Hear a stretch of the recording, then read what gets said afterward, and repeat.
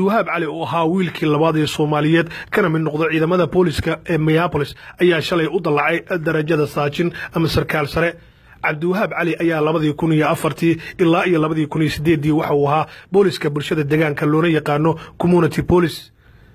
2008 ayaa loo dalacsiyay booliska magaalada Minneapolis. cabdiwahaab iyo tiro kale oo askar ah ayaa shalay waxa dalacsiintooda ka soo qayb gashay duqa magaalada Minneapolis Betsy Hagis waxaana erayadeedii kamid ahaa oo ay halka ka soo jeedisay. Special congratulations for people who are being promoted.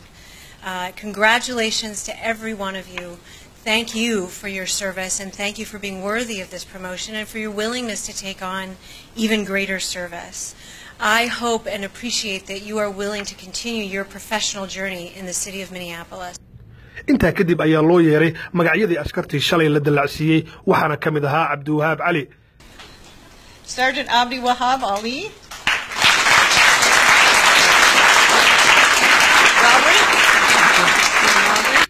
inta kadib waxa noo suura gashay inaan weydiino sarkaalka waxa ay tahay kulankan maanta la isugu yimi shaqadii horay uu u qaban jiray iyo waxa hadda kadib shaqadiisu noqon doonto isagoo uu ka jawaabayna waxa uu yiri ma aad iyo aad baa u mahadsantahay awoorka maanta wuxuu ku saabsanaa xaflad loo qabtay dalacsiin askar fara badan la dalacsiinay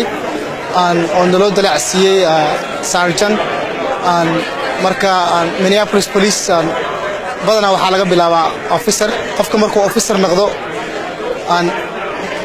waaxda ugu muhiimsan oo dadka shaqeeyo waa runtii waa patrol officers dadka patrolka wadooyinka ka shaqeeya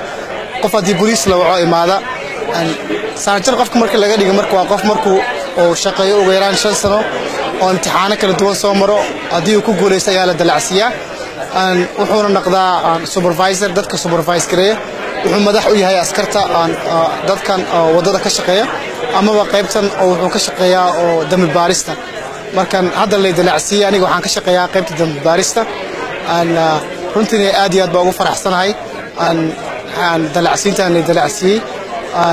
sababtoo ah badanaa dadkan badankood boqolkiiba 70 ka badan booliska ayagoo shaqo fiican qabta haddana dalacsiintan ma helaan marka nasiib waxa uu yeeshay ugu yaraan boqolkiiba 30 dad ka mid ah markaan aad iyo aad baan ugu mahadsantihiin dadkiina Soomaaliyeed iyo dadka kulli oo ka soo qayb galay oo nagu taageeray xafladda. ilaa iyo sanadkii 2008 waxa ka mid noqday ciidamada booliska ee gobolkan tiro booliska oo Soomaaliya oo gaaraya ilaa iyo 20 askari xilliga ka hor sidee buu ahaa dareenka ay qabeen ajaaliyada Soomaalida ee ku cusbeyd gobolkan Minnesota.